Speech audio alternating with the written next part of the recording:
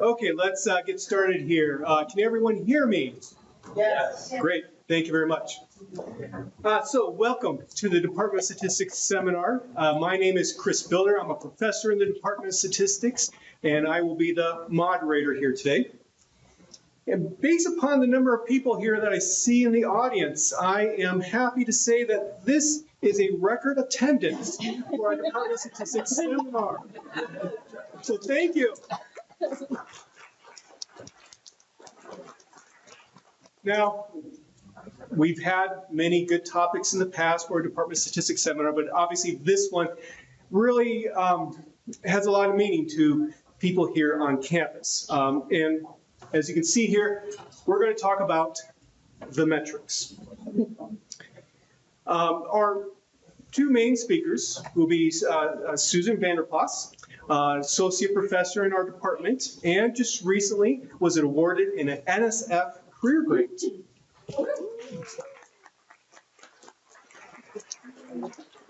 And also we will have Heike Hoffman, who's a full professor in our department and a fellow of the American Statistical Association.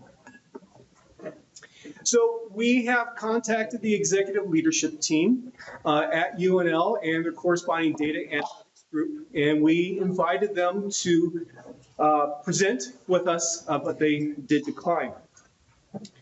Note that we are actually recording this seminar here, so if there are some people that you know that could not make it, please let them know that there will be a recording link that's posted to saveourstats.com sometime probably this afternoon or evening. Now, before I turn this over to Susan and Heike, let's talk a little bit about what is a metric. Here's just a regular old definition of it. It's a standard for measuring or evaluating something, especially one that uses figures or statistics. So as you are probably thinking right now, my colleagues and I in the Department of Statistics probably work a lot with metrics. And yes, indeed we do. Just to give you an idea of like where my exposure to it, journals that I publish in actually include the word metric in its title. Professional societies I belong to actually include metric in their name. And even some recent presentations that I've made, I've actually included in the title metric. So again, my colleagues and I in the Department of Statistics, we work a lot with metrics, and I think it's safe to say we are experts with regards to understanding metrics. And so we're going to put our expertise to use here today.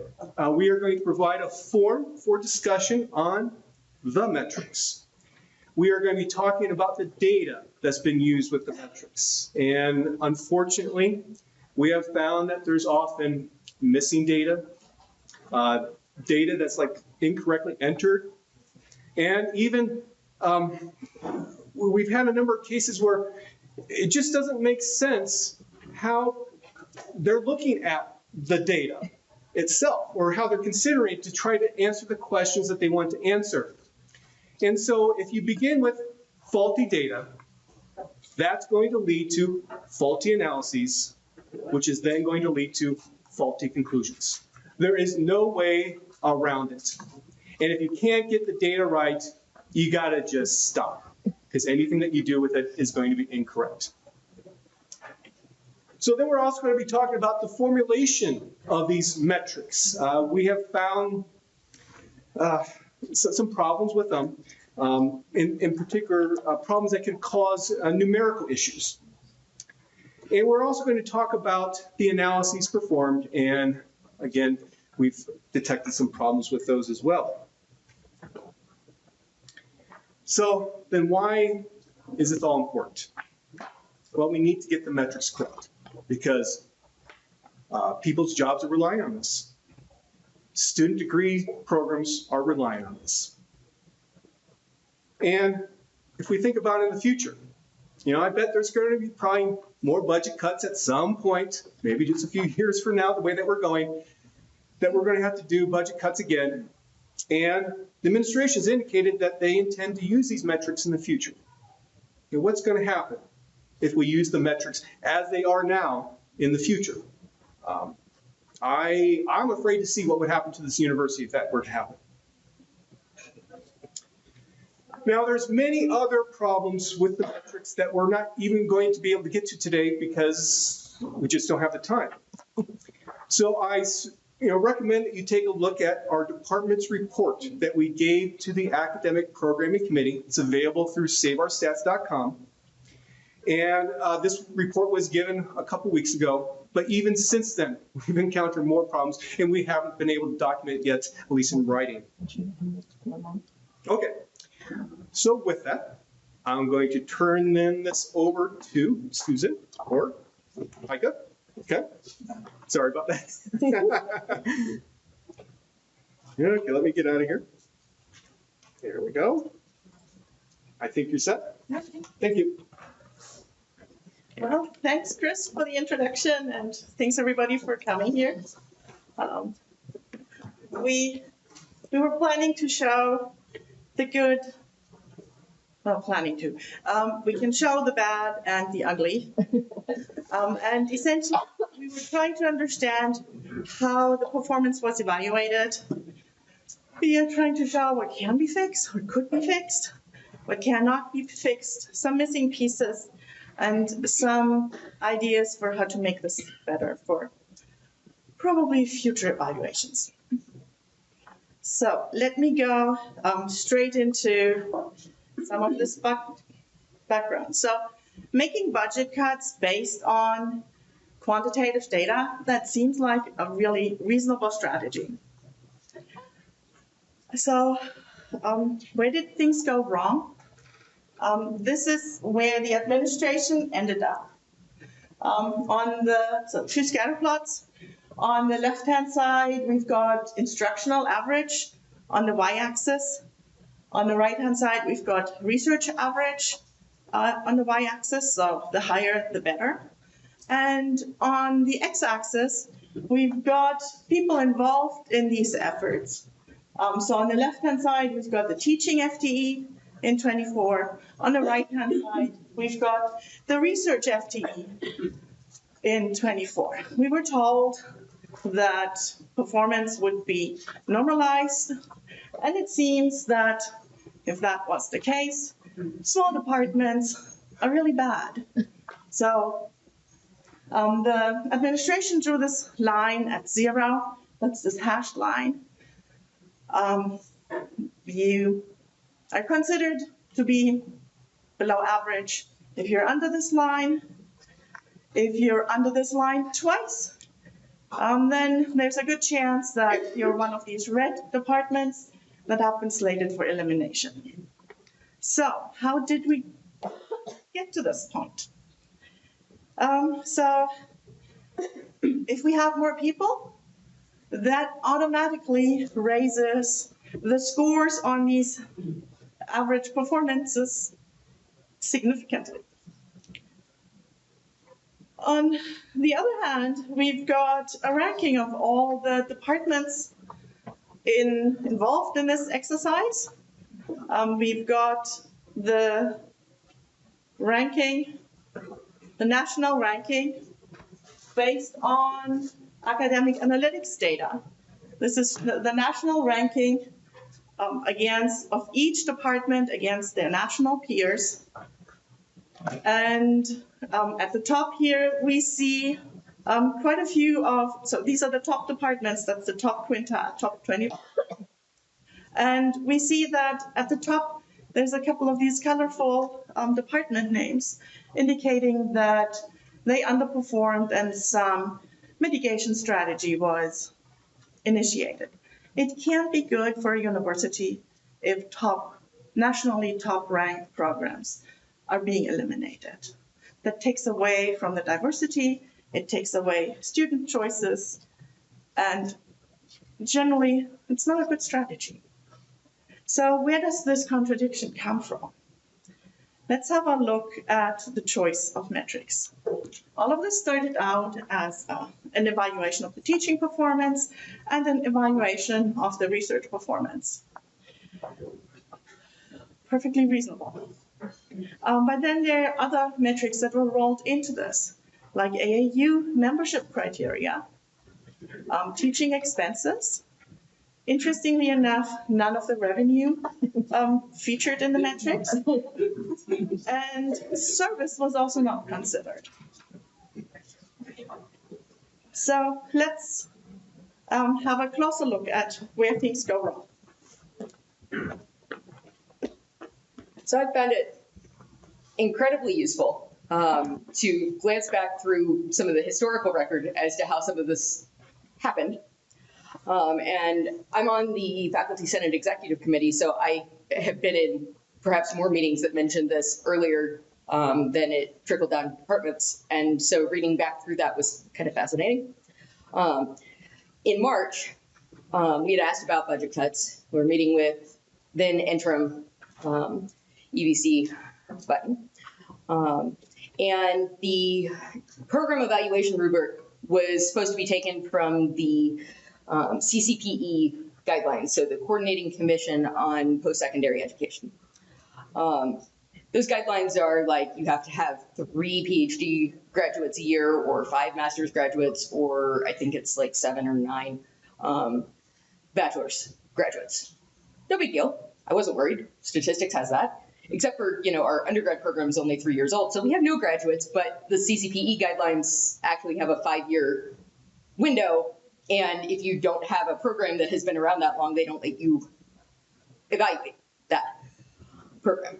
So again, wasn't that worried. They have some minimum like SCH per full-time instructional equivalent. No big deal. By April, we had a fairly broad outline of the metrics that were used to eliminate the Department of Statistics, or at least propose the elimination, right? Along with several other departments. Things like retention rate for freshmen and graduation rate and number of credit hours generated, but also number of articles published and citations and books. Again, none of this sounds particularly bad. I mean, statisticians don't publish a lot of books, but we surely would make up for it on the article side, right? I wasn't that worried. But as it turns out, the devil is in the details of how these things were calculated.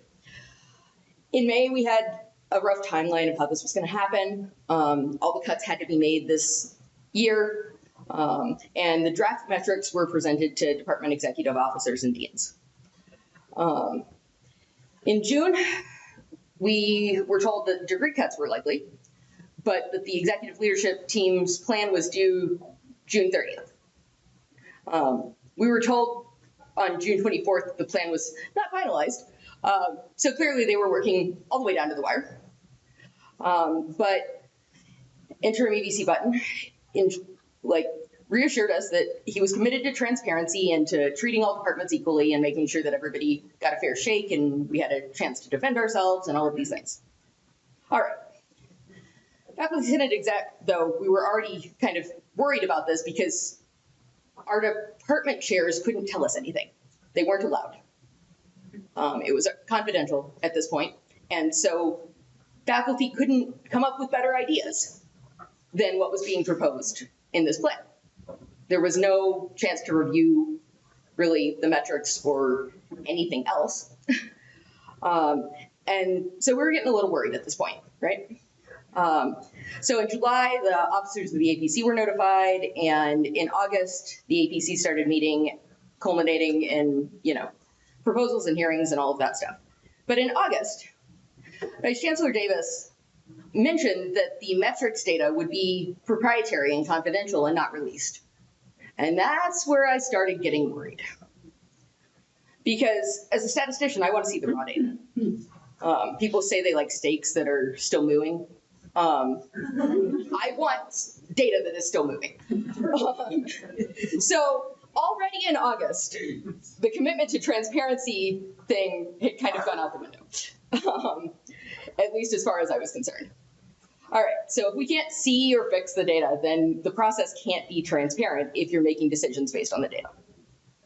But from the department point of view, this was a lot more concise of a thing.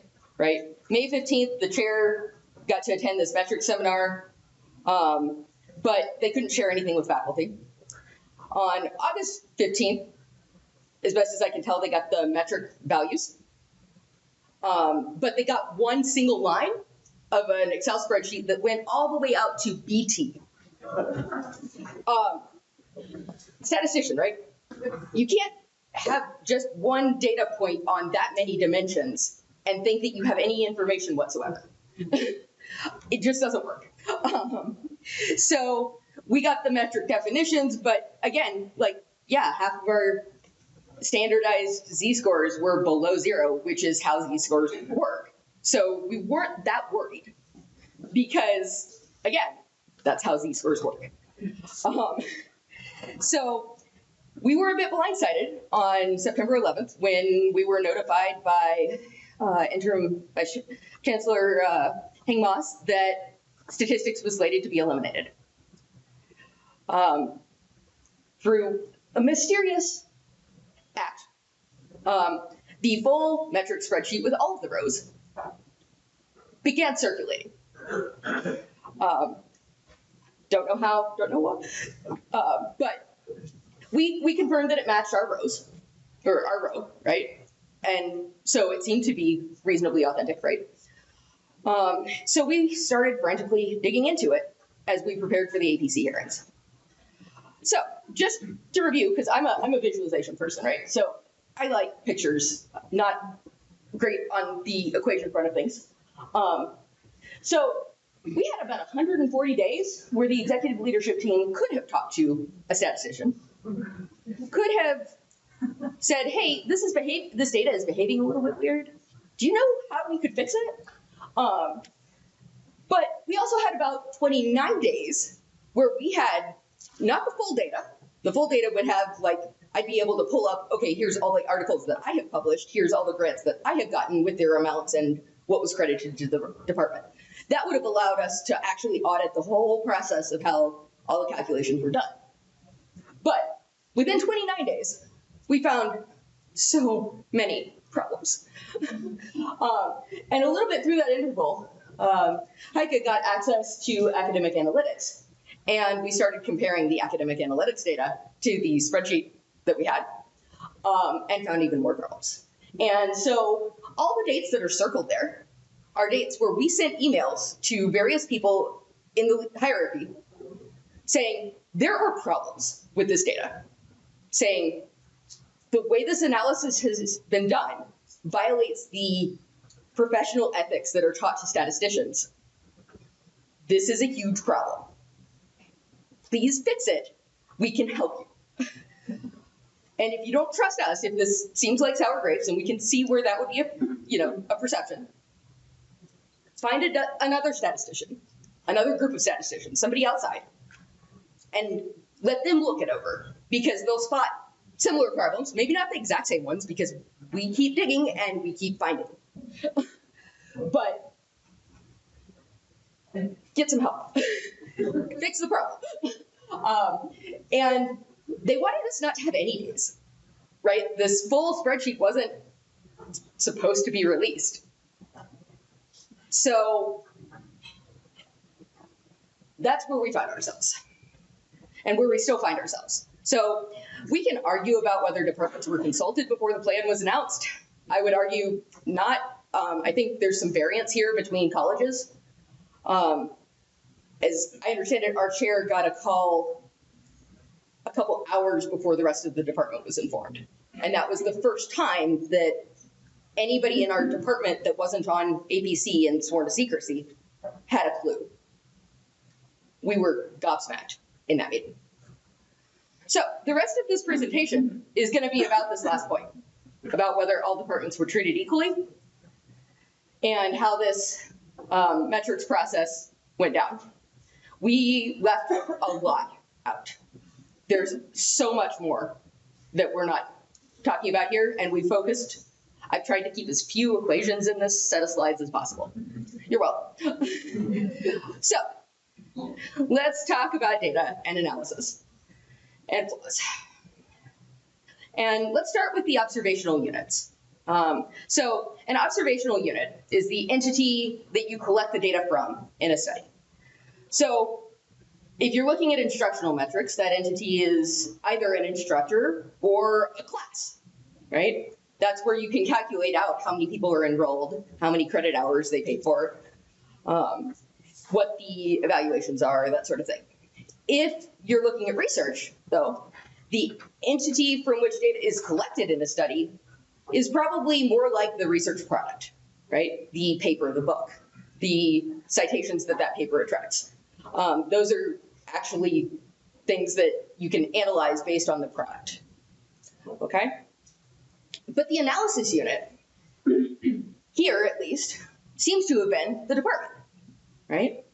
And there was actually a really complicated formula for how the instructional metrics got mapped to units if, like, a professor was teaching a class in a different department, or they had a partial appointment in one department and a partial appointment in the other. It got complicated, right? So it can be tricky to map between these things. But if you don't do it, your conclusions go kind of out the window, because you can't properly look at the unit that you want to analyze if you don't have the inputs right. So,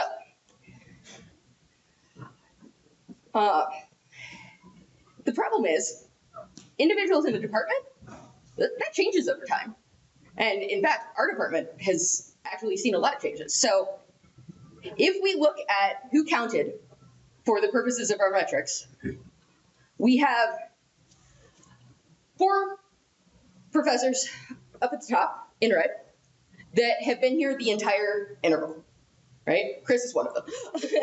Not that I'm calling you old. But, and I've indicated the people that had either like 100% administrative appointments or whose research appointment was kind of subsumed by administrative duties with a dotted line. We've got people that were hired sometime during the interval in orange, and if they were like fresh out of a postdoc or PhD when we hired them, they have a little vertical line at the end, because we don't generally expect that people have done a ton of publishing before they get their degree. It would be unreasonable, I think, to expect high schoolers to be publishing in peer-reviewed journals. And then we've got, as I guess taken to calling them, the 3 black sheep of the department, who were hired in the fall of 2024. One of those is hired.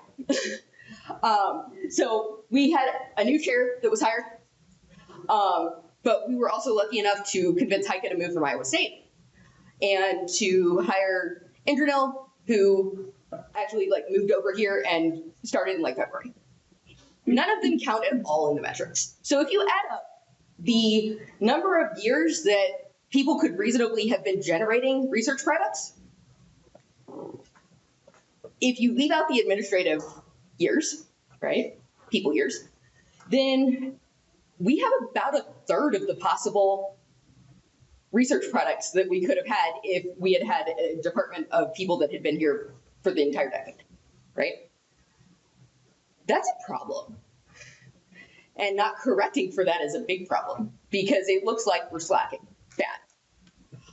If you include the administrative appointment years, we still only get to 0.465. But that's not a good representation of our department, because what our department actually looks like, if you track all the people that were hired and the people that retired and the people that left, because statistics is an in-demand field, right? And so we actually have to compete with industry, and I don't know about y'all, but the salary that I'm getting here compared to like $250,000 starting at Amazon, most of us are here because we want to be, right? But we do have to compete with that alternative. So people who left for industry have a little dot at the end of their line. People who left for academia have a dot. People who left for industry have this like half circle thing. And people who retired are in gray for, reasons. But we assume that they basically stopped publishing when they retired. they definitely stop being counted as part of our department when they retire, right? And so if you actually add up all of the people that left and people that retired and all of that, and if you were to count the research productivity that they had while they were in the department in the past 10 years, we actually get to 81, 82% without the administrator positions, or like 94% if you count the administrator positions. So much better, right? Much more reasonable. I could live with that, maybe even wing it without correcting for that, right? As long as you acknowledge it and check for it. But that's still a retrospective look at our department, right? Because we're counting a bunch of people's papers that aren't here anymore. So another way to look at this would be to say, okay, who's currently in the department? And what were they doing over the past 10 years? Because that might be a better estimate of what the department's productivity is likely to be going forward. So if you do that, I'm like the third orange line from the bottom there, right? I had an academic position for a couple years before I came here and had 3 years in industry. Even if you count 3 years in industry as potential productivity time, because getting that data is hard, and I get that. We get to like 73% of possible years of productivity if we observe the department this way. And we get to 85% if we count the administration time, right? So we still need to adjust for the time since people got their degrees, because you don't want to penalize departments that have a lot of young faculty. That's hiring young faculty. Everybody knows that like the productivity isn't there at first, right? You're taking time to set up a research program. You're hoping maybe to publish the papers from your dissertation, but there's kind of an accelerating pace of things as you continue in your career. So I'm not suggesting that we fix that, but we should at least fix the I wasn't publishing papers in high school problem, right? And so we still need to adjust for the time since degree, because the university should be recognizing that hiring younger faculty is an investment in the future and that that productivity will be there, right? But you can't penalize people for their, high school performance, right? All right, so the point here is that how you define the observation and analysis units matter. And they matter a lot in ways that are really striking. And if you look at the departments that were proposed for elimination, you see a lot of young faculty.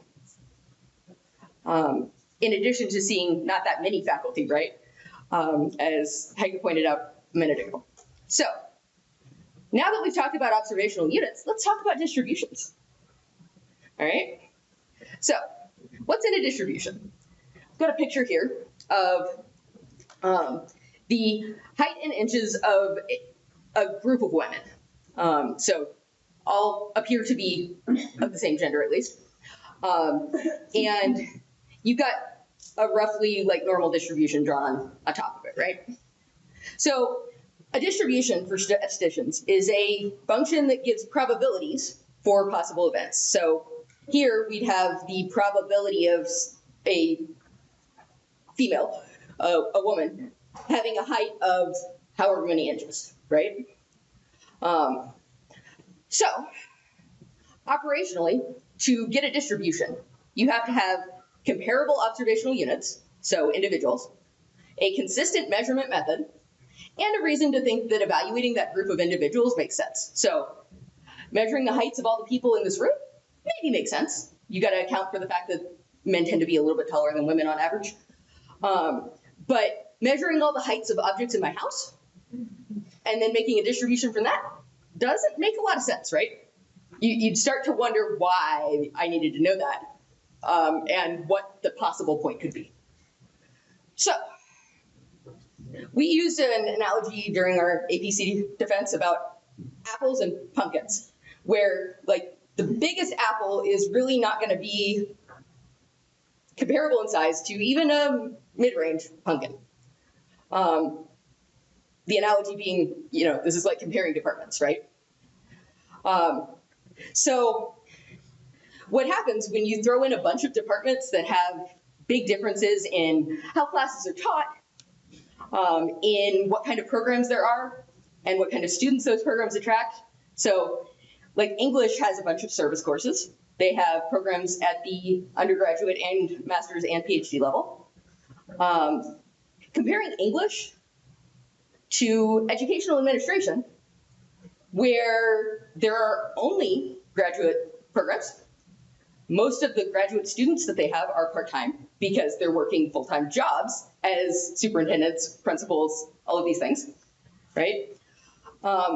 And nobody from outside educational administration tends to take those classes because they're very specialized, right? Doesn't make EDAT a bad department, it just means they serve a different purpose than English. So comparing them is a bit silly if you're not adjusting for that. But what the administration sort of did is to say, okay, let's make a distribution. Fruit salad. And I could construct a problem for an exam or something using a mixture distribution like this. Like if I set up a bot to randomly order produce from Hy-Vee, what's the distribution of the weights of the produce order that I might get, right? I can construct something where this makes sense. But mixture distributions are useful in some circumstances if your goal is to understand the whole group of things and predict something based on that whole group of things. That's not really what happened here. So if your goal is to rank individuals or departments, adding the distribution on top of that doesn't actually help you at all. Because what basically falls out is exactly what you'd expect. Blueberries are smaller than grapes are smaller than, like, it doesn't add anything, right? But the problem is our actual mixture distribution looks more like this. And yes, I did go through and assign an emoji to every department on campus. I'll let you guess which departments are which. So this, I think, is instructional, the instructional averages. I believe this one's the research average. And our administration, because two numbers might be too complicated to describe a department, then average those together to get this, which is the overall average metric, whatever the heck that means. So the point being, we don't have 4 or 5 departments of English running around. That would be silly, I think. Also potentially troubling. I can't imagine what the, like 3 or 4 departments of physics could get up to. Would they have laser battles or I don't know. But we don't have that. We have one individual from each of a bunch of different populations. And at that point, making a distribution is really silly. So if you have to work with a mixture distribution, you have to account for these lurking variables, right? Differences in instructional norms, how big the labs are. On East Campus, the classrooms aren't nearly as big as they are on City Campus. So if you're in the stat department and trying to increase your class sizes to be more efficient, it takes a long time to actually organize and claim big classrooms to do that. I think it took us about a year to find all the classrooms to increase our class sizes. But also the amount of grant funding that's available in each discipline, not the same, right? English grants, I think, pay for like a couple weeks to visit an archive, a little bit of travel, and that's even fairly rare, I think. In statistics, we mostly pay for grad students. But in physics, you gotta pay for time on like the Large Hadron Collider and isotopes, and I don't know, I'm not a physicist. But they have these giant grants, right? And presumably they're doing more with them than just hiring grad students, because I can do that for the same length of time over in statistics for like much less money. And so, you know, if that were the case, it would make a lot more sense for NSF to fund a bunch of statisticians than it would to fund a single physicist, right? So they have to be doing something worthwhile with that money, one presumes.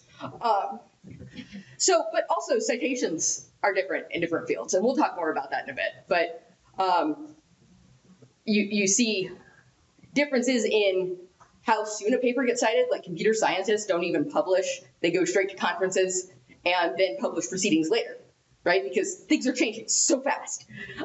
And so if you publish a paper 2 years later, it's probably got most of the citations it's ever going to get, which is weird to me because in statistics, you have to wait like 15 years to get even like 90% of the citations you're going to get over time. So big differences in just discipline norms.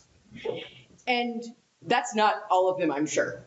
Those are just the ones I could think of while I was trying to make these slides and my kids were interrupting me, and you know how it goes. So statistics can be used to adjust for all these factors if you know about them, right? But if you don't account for those structural differences, you're not making decisions based on how the department is performing. You're making decisions based on how the discipline performs with all of the variability of a single department. So that invalidates your conclusions. All right, I'll let Heike take over here. So we've been told z-scores were used, and z-scores are great. Z-scores help us to make things more comparable. Z-scores can actually be used in multiple different ways. So let's take a moment and look at a z-score.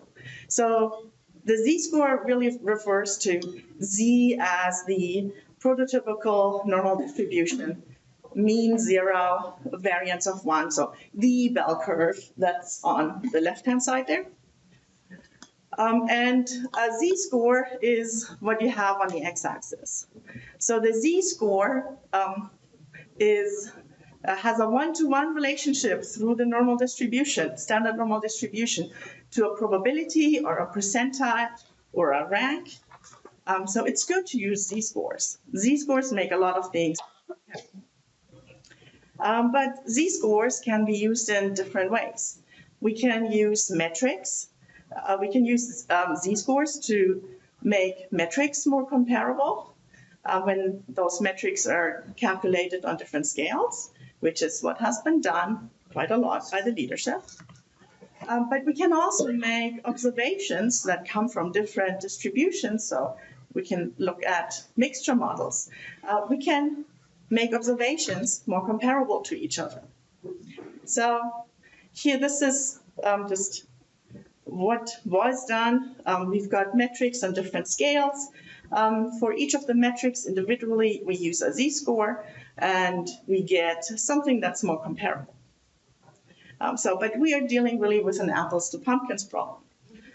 We've got very, very big apples, and the biggest apple here is the size of the smallest pumpkin. How can we make those more comparable? We can actually standardize within. So we can make the apples, we can standardize all the apples and turn them into z-scores, their sizes into z-scores. We can standardize the pumpkins. So that way the apples and the pumpkins mingle, and we see that relatively speaking, the apples are actually bigger than the relatively big pumpkins. So there's a big difference between just applying standardization across all observations and applying standardization or z-scoring within these groups. So the bottom is what we would have liked to see. The top is what was done. Okay, so let's go and have a bit more of a look at the inference.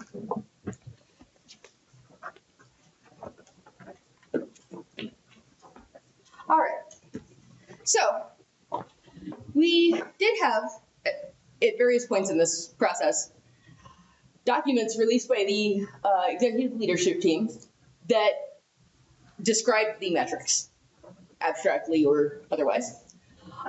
So from this document that was dated May 17th and appeared to be written by Jason Casey in IEA, I think, there's this quote: "With all of these metrics, there's no inferential interpretation being made. The values are known descriptives rather than estimates of a parameter." So, a couple problems with this statement. First, I think that there's a misconception as to what constitutes inference. Normally, we talk in statistics about parametric inference, right? If you're not estimating parameters, it's probably not inference. But inference really is the process of making decisions, and most of the time, we're estimating a parameter and deciding if that parameter is significantly not 0 or not 1, depending on the model. But here, we're making a different kind of decision, right? Or at least the ELT was making a different kind of decision. And that's still inference. You're inferring the department's value or productivity or whatnot from the metric score that's being generated. You could write a statistical model for this, but it turns out to be kind of boring. You could actually show that there are parameters being estimated, though. It's just that you don't have to. And so the claim that there's no inferential interpretation, I think there was clearly inferential interpretation done. Whether it was done by Mr. Casey or not, I don't know. So by simply combining all of these departments into a distribution, you're doing inference. And as we've talked about, there's some, legitimate problems with this combination and some real assumptions and inferences you're making when you do that. All right, so we're back to apples and pumpkins. Interpretation matters. But it continues on and says, our use of the z-score was as a simple scaling mechanism. So like Heike just discussed, you can take things that occur on different scales and standardize them, create a z-score. Z canonically, by the way, refers to the normal distribution. Most of these things aren't normally distributed, so we're going to use the snark quotes. But to create a centroid, I think here they meant to create something that's basically centered on 0. Fine. Then it says, neither positive nor negative z-scores carry any interpretation other than the distance from the mean and standard deviations. Interesting. A negative score doesn't imply that the unit does something poorly, nor does a positive imply the opposite interpretation. Okay. So that was May 17th, I guess. But when the grad council met a couple weeks ago, they were provided with this justification. And statistics was negative on 4 of 9 instructional metrics with a null for retention. We had an instructional outlier of completion majors. And you can ask me about that. I'm not going to talk about why that metric itself is really dumb, for statistics especially. But because we had that 3-year-old undergrad program that has majors but doesn't have degrees yet. That's why. Our research had negative z-scores across 4 of 7 research metrics, but no outliers more than -1. Now, statistics usually defines an outlier differently than plus or minus 1. If you've got a normal distribution, you've got like at least a third of a chance that you end up outside plus minus 1, right? The drop off isn't that sharp. So you can see why when statistics looked at our numbers, we were like, that's about right. About half of them were below 0. Cool. But it's clearly being used to imply that the department isn't doing well, because that's the whole justification. I screenshotted the entire thing. That was what was given to grad council. So if you look at the APC hearing transcripts, you see the same thing in most, but not all, because it wasn't used in the statistics hearing. The unit was negative on, this is EDAD, 7 of 9 instruction metrics and 6 of 8 research metrics. Well, as we've talked about, EDAD is a graduate program that does majors-only classes. They're not going to compare to things that have undergrad and grad programs on instructional metrics. It just isn't going to work well. So Josh Davis, at least, is clearly attaching some inferential intent to the numbers, right? And we're supposed to as well, because this is the justification that was provided for why we would eliminate this department. So, I mean, I don't know Jason Casey at all. I imagine some of you do. But to me, this is like a tale as old as time of the statistician writes something up, specifically specifying what not to do, and then hands the report off to somebody, and they proceed to totally say it says something that it doesn't, use it in all the wrong ways, like tale as old as time, right? So I'm not necessarily absolving him. I'm also sort of sympathetic, if that's what happened. The news from Lake Wobegon, Minnesota. The news from Lake... Sorry. Okay. I clearly can't use other people's laptops, but let me see if I can get back. Okay. The news from Lake Wobegon. We have a name for this bias, by the way. the idea that everybody's supposed to be above average. And it's called the Lake Wobegon effect, hence the Garrison-Keillor. The news from Lake Wobegon, Minnesota, where all the women are strong and all the men are good looking, and all the children are above average. All right, so let's talk about distributions a bit more though, because normal distributions are one thing. We have skewed distributions here. All right, look at some of these things. More than half of a lot of the research metrics are below zero. In one case, 88% are below zero.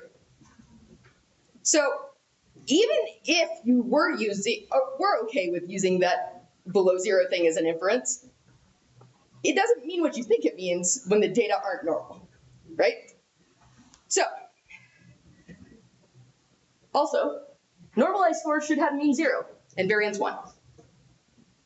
They defined how they calculated this out, and the results do not match the definition, which means that this transparency thing, if you don't have the mu and the standard deviation, you don't have a connection between the real observation, whatever that was, and the z-score.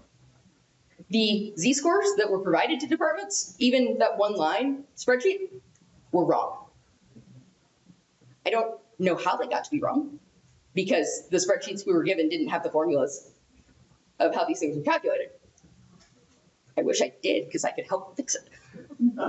So, all right. Basically, it wasn't possible for departments to vet the data. Also, there's a lot of teachers in here. If you write an exam and 87% of the class gets a 0, it's probably the class or the exam. So, one of the metrics that was used was highly prestigious awards per faculty member. There are, I think, 8 departments that don't have 0 here. And that's a problem, because you only get these highly prestigious awards like when you're ready to retire, right? I've been here, just got tenure like a year ago. I'm not a candidate for these highly prestigious awards. Also, these aren't comparable across disciplines because some disciplines don't have any highly prestigious awards on the list. But if I wanted to estimate a department's potential, I would be looking at awards and maybe giving double points for prestigious awards and maybe triple points for highly prestigious awards. Because the people who get the awards, their careers continue, right? And they accumulate attention and do better research, and they get the prestigious awards and then the highly prestigious awards. There's just this snowball effect, right? So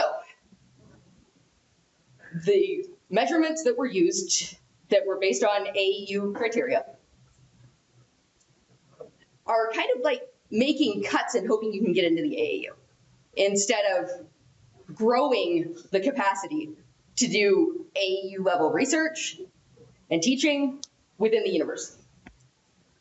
All right, but seriously, bad example. So we need to, the ELT should have been making these metrics more inclusive. Faculty that get awards will get prestigious awards later. It's a growth mindset sort of thing, right? So the other thing is there's a lot of outliers in this data. And if you use the ranks and not the raw values, you can actually go from ranks to z-scores if you know how many things are in the distribution, right? And you can go back and forth. It's very nice. But the outliers aren't quite such a problem then as well. So statistically, there were better ways to handle this, right? All right, so Heike is going to talk more about ratios. Actually, I'm going to start with ranks a little bit more. Okay, have fun. Yeah, so ranks and percentiles are essentially ratios. For example, the stats department at UNL is ranked 39th, the best 39 out of 158 statistics departments. The thing with all ratios is the denominator matters a lot. The interpretation changes dramatically when you use a different denominator. So let's go just through an exercise. Here we've got the metric called citations, 2014 2023 average. We get a number, it's 311 for statistics. So we went and had access to academic analytics. By default, academic analytics uses the time frame, a 5-year time frame for evaluation. This is just for 4-year, 2020 to 2023. So in those 4 years, 11 faculty in the stats department wrote 123 papers, and for those papers, they got 2,157 citations. So we can come up with a couple of different metrics. So citation count per article gives us 17. In other words, it puts the stats department in the top quarter. Article count per faculty, that's in the top quintile. Citation count per faculty is, again, almost top quintile, 196. So none of these numbers matches the 311. We went through a couple more. So maybe it's the time frame. We can add the 2014 to 2023 time frame, come up with a couple more numbers and try to compare to figure out what really went on. And we also sent email about how these metrics weren't reproducible, and we got the standard boilerplate back. So as best as we can tell, for statistics, the 311 matches closest to 310, which would be the average of two numbers, namely 196, the citation count per faculty for the default academic analytics, combined with the citation count per faculty for academic analytics for the full time frame. You can tell that we're getting a bit desperate to come up with this number. It would be great if we could just run that for some other departments, but we don't have access or data for that. And I really hope that that the math isn't at that stage, because then we've got definitely more trouble ahead. So we've got the citation counts and average. It was used in a z-score. And let's just pull up some other numbers. Let's go with physics, because these people are crazy. In a good way.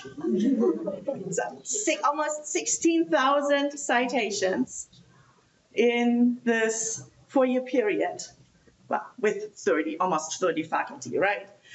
It's still about 2.5 times or so the citation of statistics citation per faculty, that is.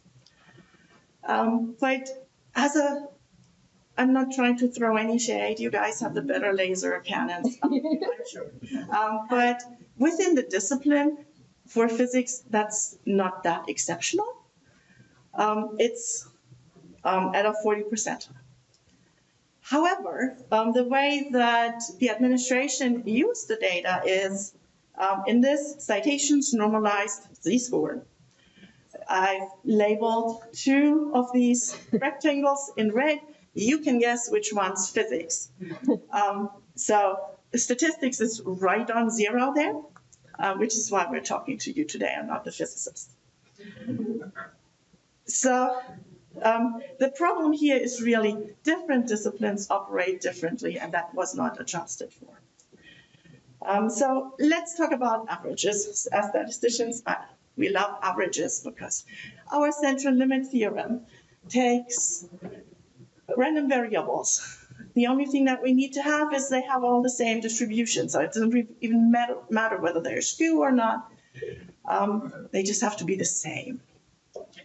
And then we average across, and that gives us something that's approximately normal. And we like more n's better, so always larger sample sizes, because that gives us more precision, it gives us better predictions, and we can draw more confident conclusions. So why are we so worried about this head count? Susan was going on and on about it. Sorry, you weren't. A little bit. So we've got this 10-year and 10-year track head count, 2014 to 2023 average. Why is that such a big problem? Well, both x and n are now random variables. If we just take x and we divide by n, we actually get a fairly small range of values. So that's this top thing.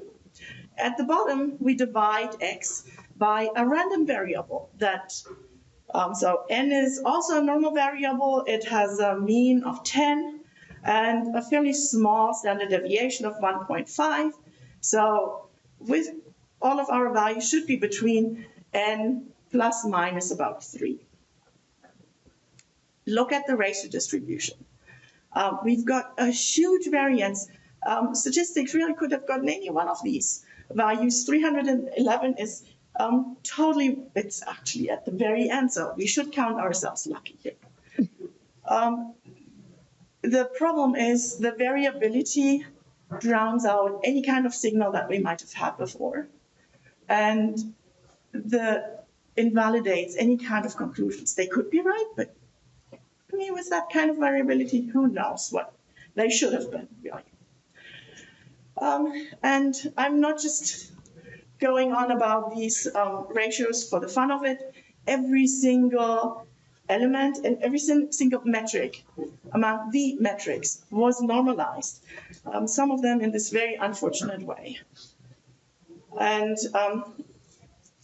the names are not our doing. That's straight from the document that we got from ENT. You can feel our pain. Okay, so here, I couldn't resist. This is from my own research. So what's a Cauchy distribution? Essentially, statistically speaking, means you divide by a random variable that has an expected value of 0. You'll always get something out because exactly equal to 0 has a probability of 0 as well. So here I've got 9 possibilities for you. These are all histograms of, well, 8 of them are histograms of a Cauchy distribution. The last one is a histogram of Research Awards Growth, Inc., new round 4,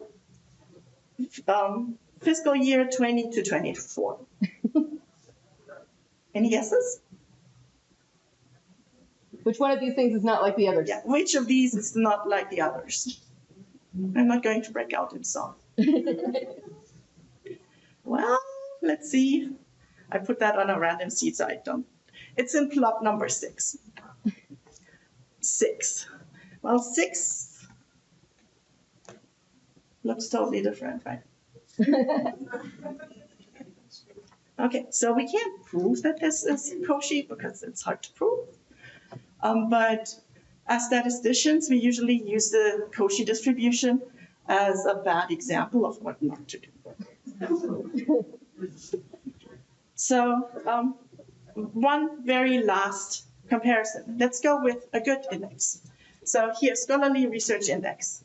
That is what academic analytics creates for us, love it, hate it. It's something that has been sort of established in administrative positions. What it's based on, it's taking all of the metrics that the administration also included, duplicated. So number of awards, number of books, citations, articles. What's different is academic analytics is using weights that are discipline specific, and that very much matters.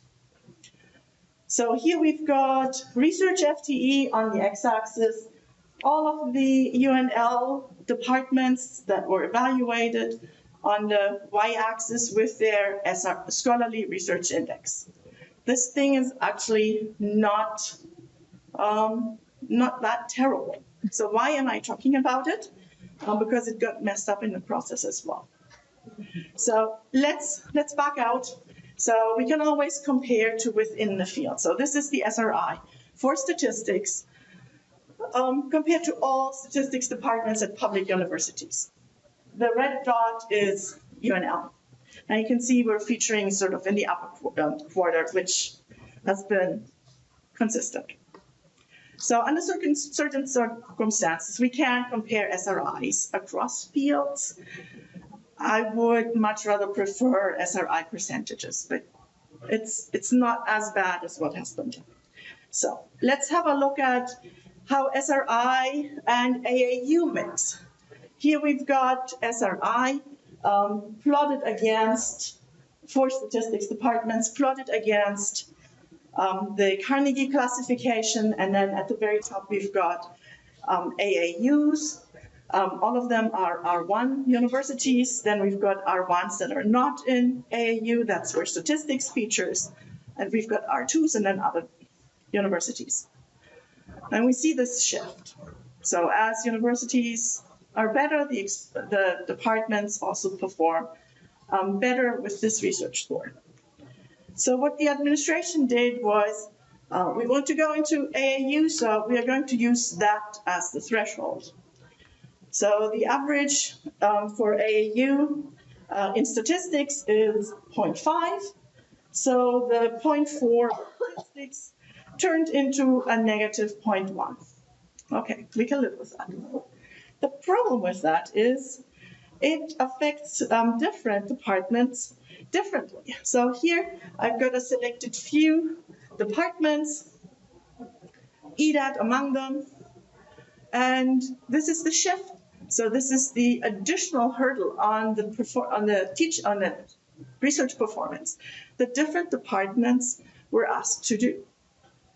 Chemistry, they got really screwed, just like statistics and EDAT, because their hurdle was a higher hurdle to jump over than for other departments.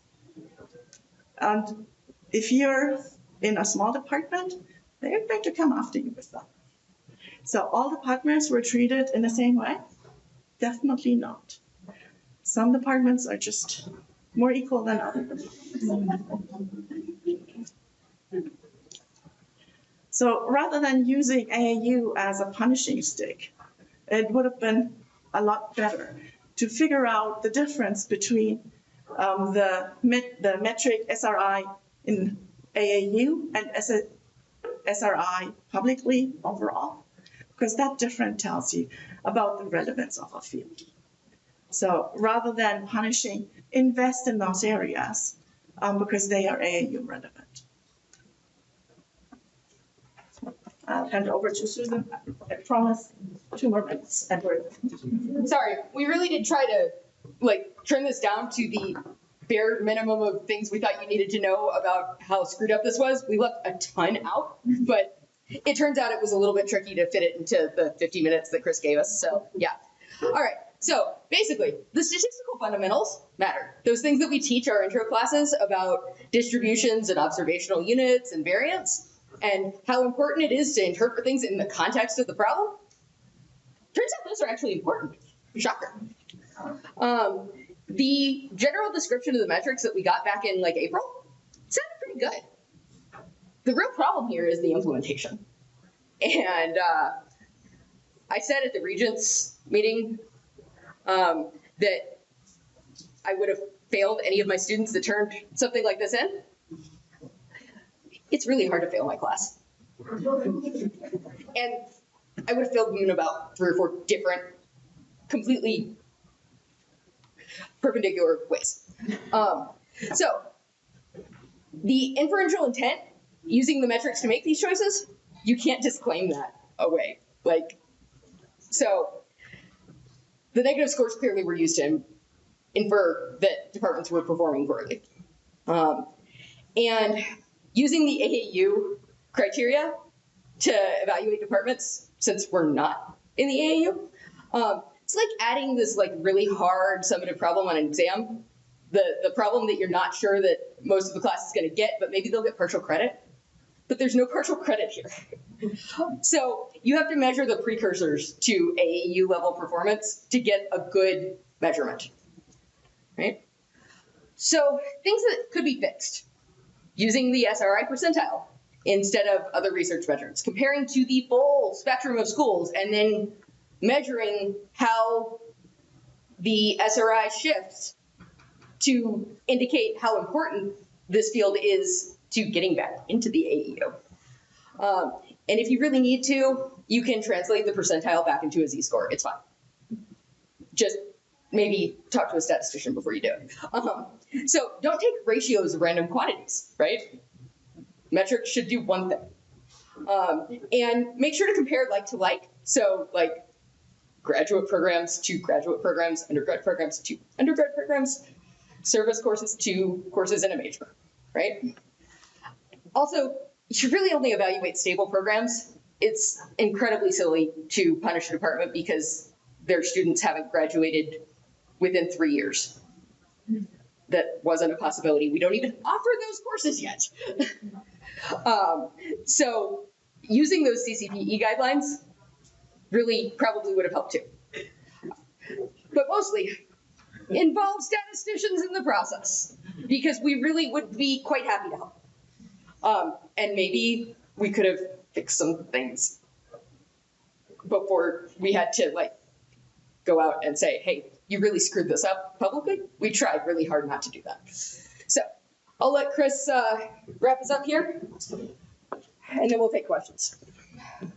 Well, we did intend to go last time. Yeah. You can blame me. I wasn't holding up the signs at time points because I was just really interested in all this. And also, you got to remember, our jobs are on the line here. Now, we're going to turn it over for questions. But before we do that, I do want to say one thing. So in the Department of Statistics, we are part of INR. We have been part of INR for the last 22 years when the department was founded in 2003. During this time, we were also in the College of Arts and Sciences for a while, and then 8 years ago, INR said, hey, we want you all. And so we moved all to INR. Originally my tenure home was Arts and Sciences. But recently, INR, high up people in INR, have told us that the Department of Statistics does not fit in their mission. Wow, that's the first time we've ever heard that in 22 years. Now, we will be happy to work with them further and to continue in our role in INR. But since you're all here, I want to say that we might be looking for a new home, new college. So if some of you, like what you see here, we're available. I will say Department of Statistics are widely successful at research universities. We bring in a lot of tuition dollars. We teach people in a lot of different disciplines. That's one reason why we bring in so many tuition dollars. We typically are in colleges like arts and sciences, engineering, business. We're not picky where we're at. In fact, if there's any members of the Hickson Lee College of Fine Arts, hey, we're willing to talk to you. The stuff that Susan and Heike are doing, it's graphics. It would fit into your art area. And in fact, I'd be willing to learn a little bit more about dancing. No, I'm a little bit joking there. But seriously, we all want to stay here. And we'd be willing to talk to other colleges. We're willing to talk to INR still, but we're willing to talk to other colleges that may have an interest in us. So thank you very much for attending. We are open for questions. We have Soprano here who has a microphone that you can flag them down to ask questions. We also have Sanjay in the back.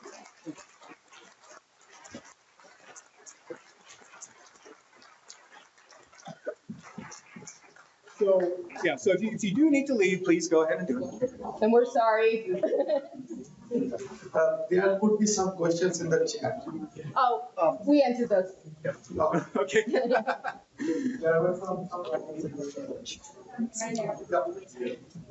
Perhaps Susan, Heike, you come up here. Yep. I'm Chancellor from Physics and Astronomy. Thank you for the presentation, and of course, it's an understanding of statistics is important for an informed populace, throughout society. So thank you for the work you're doing.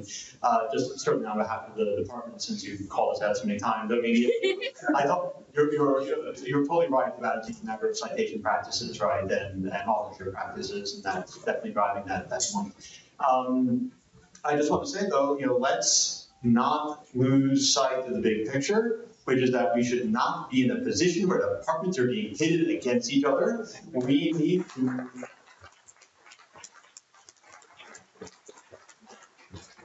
we need the R1 flagship land grant primary institution of the system to be supported in the way it needs to be. That is a problem that rests in Barnard Hall, and we need to be addressing that. So let's all work on that. 100%. And there's flyers floating around with petitions linked to a petition that goes to the regents. There's also an AAUP event this evening where we can discuss different ways to fight these kind of cuts and solidarity and more. Yep. So also the regents meeting on December 5th is a great place to express your discontent with the process and the results, right? So there are still ways to push back here. And I think it's important not to give up hope yet. So.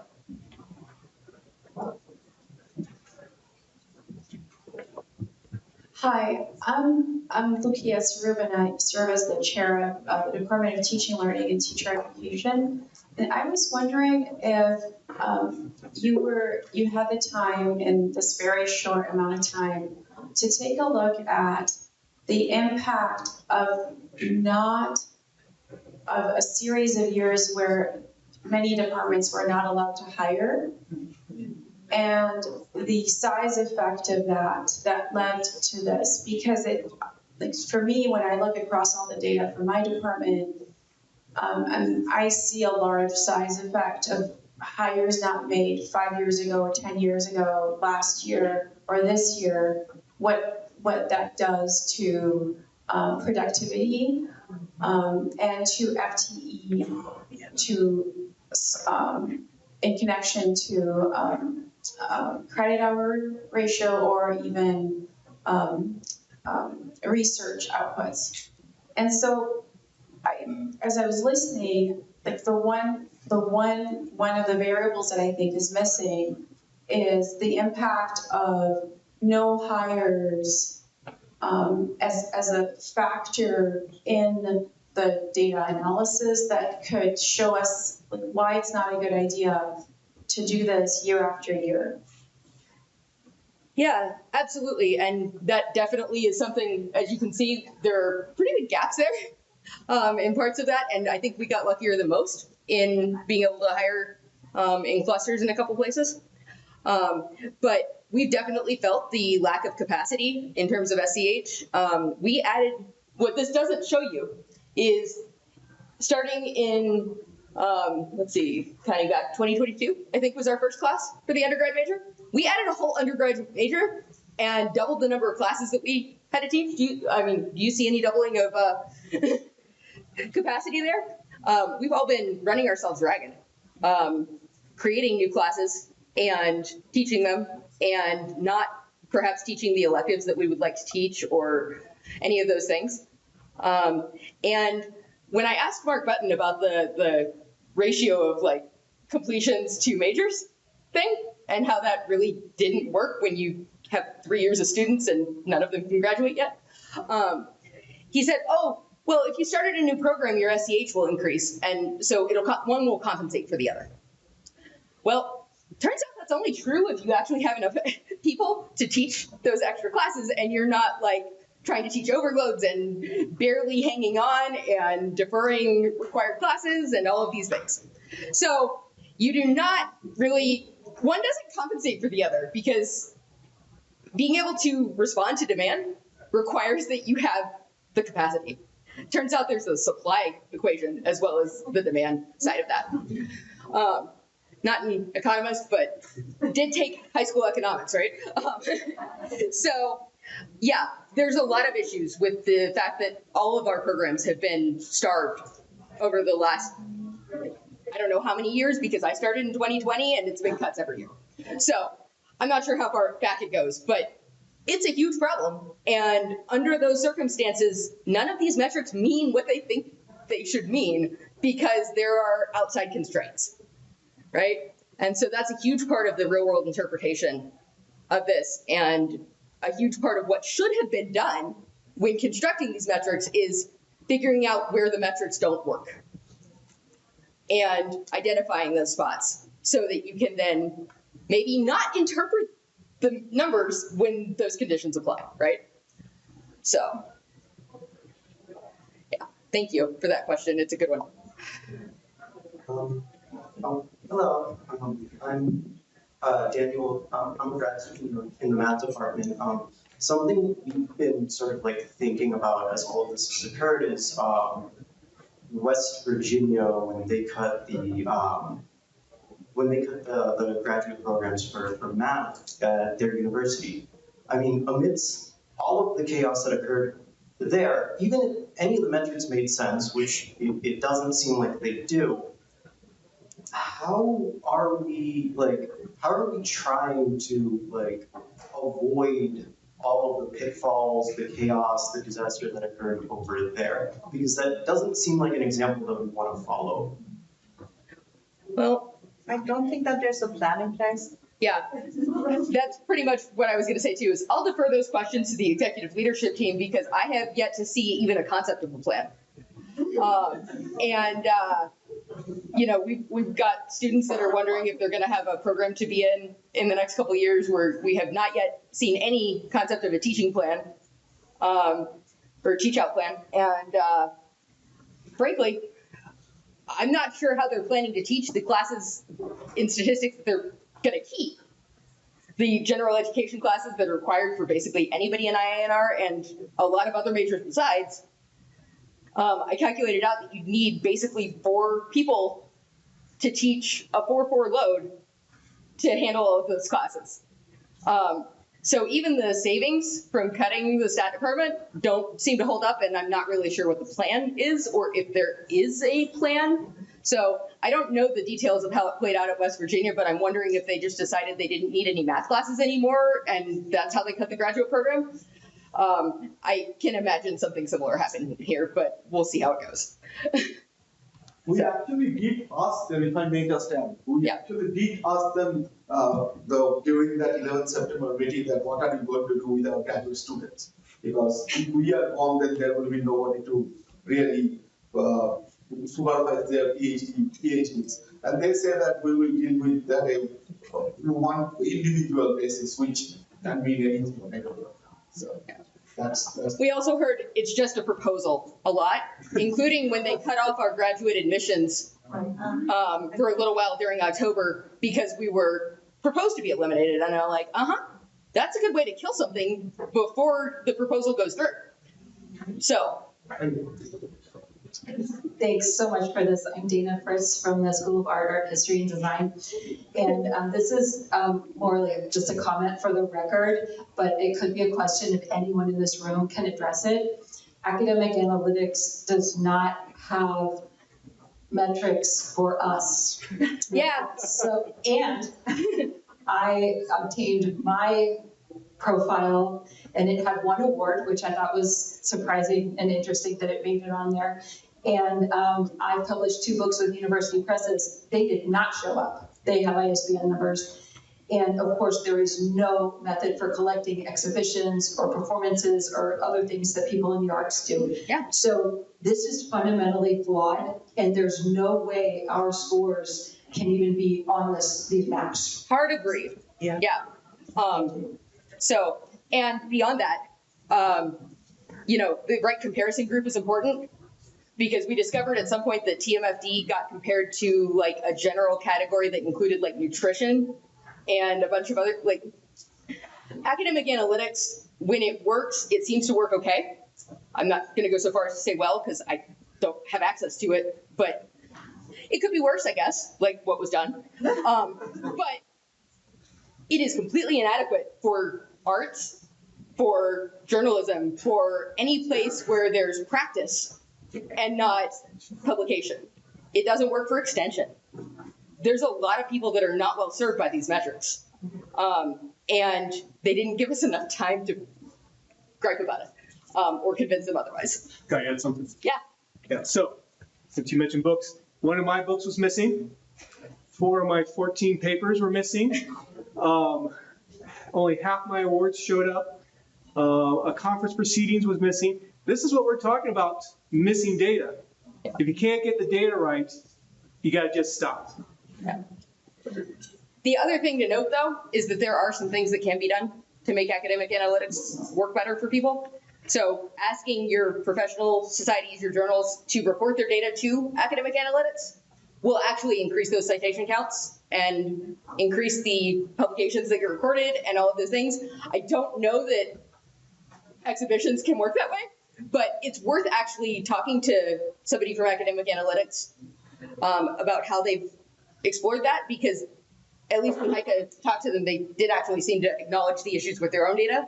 I think the biggest problem is in what administrators think the data can do compared to what academic analytics thinks the data can do compared to reality, right? And I'm not sure where the disconnect is, but I think there's a significant disconnect as far as what administrators think it can do bit. Yeah. Sorry. Yeah, I spoke with EBC Button many weeks ago, and I assured him that our exhibitions weren't going to be on there. I just sort of intuitively knew it. And he said, it gets everything. It's the gold standard. It's the best. It's what we're using, and it's not going to miss anything. I wish I could say I was surprised by that, but that tracks. Yeah. But all departments are treated the same way. Yeah. Yeah. Well, listening to all this reminds me of 2003 when they eviscerated the museum, which I was still here. I think maybe there's one other person around, well, a couple. And what I can see here is a complete lack of faculty governance, of shared governance at this point. So, from the time that 2003 rolled by, and as you can see, all these problems that are with these calculations would have been moot had faculty been involved in these decisions and discussions. So really what we need to do is we need to unionize, basically. And if we don't do that, we're going to be in the same position that we are now that we were in 2000. Well, we're there now, 2003, the same thing. Nothing changed except the administrators not listening to the faculty. The faculty need to stand up and say something. And I talked a lot in 2003. Every single meeting there was, I stood up in front of Perlman and told him what was going on. And so, they did make some changes, but we still ended up in the same position. Right. I think the APC stuff is irrelevant. I think the APC did the best they could with what they got, but really they asked for the full data back in April or May or whenever. They didn't get it. We asked Faculty Senate exec, asked for the full data. We didn't get it. The full Faculty Senate asked for the data and didn't get it. So I think the governance structures are clearly not adequate because we can't compel any of the stuff. So, Because yeah. there's no shared governance. I agree. Yeah. So. Even though it says we have shared governance in this place, we do not. Yeah. Yeah. So. Yeah, it's a real problem, and it's one that this didn't have to be so bad, right? So, anyway, any other questions? All right. Well, oh, so there is a question. Sorry, missed that. Hi. So, kind of going back to obviously metrics matter, but also the context matters, right? So, looking at the context of these departments and also the history somebody had mentioned. The two departments that I'm a bit more familiar with, Ed and DMFT, I mean the College of Education.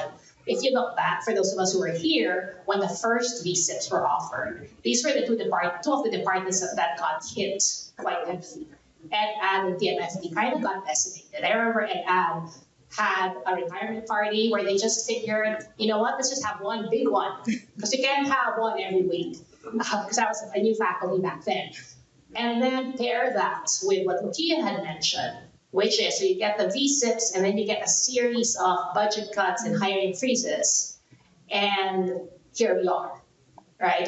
So we see kind of this cascade of effects. Another thing I mentioned is TMFD. It was proposed to be cut 4 years ago.